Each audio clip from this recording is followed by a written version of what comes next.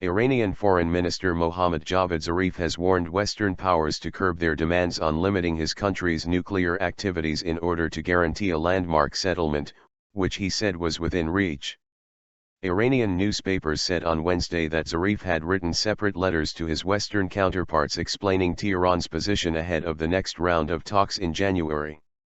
"I am confident that a comprehensive agreement is within reach," he wrote, according to the Mehr news agency. "But we will firmly resist any humiliating illegitimate demands."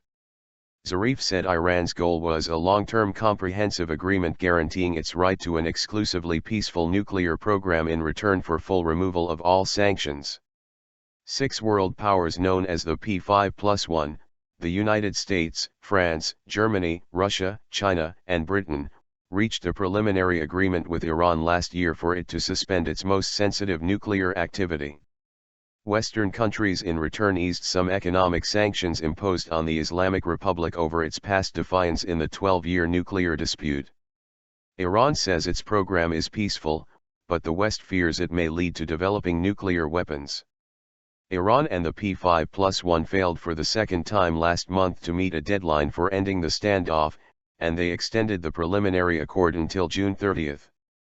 The International Atomic Energy Agency (IAEA) said last week Iran had continued to meet commitments under an interim nuclear agreement with six world powers, despite failure to make any further advances on activities at two enrichment facilities and an unfinished heavy water reactor.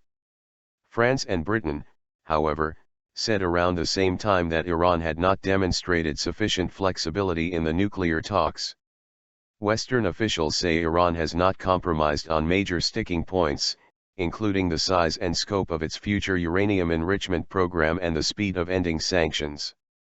Under the interim deal's extension, Iran would continue to convert higher-grade uranium oxide into reactor fuel, thereby making it harder and more time-consuming to turn it into the fissile core of a bomb. Tehran denies any such aim.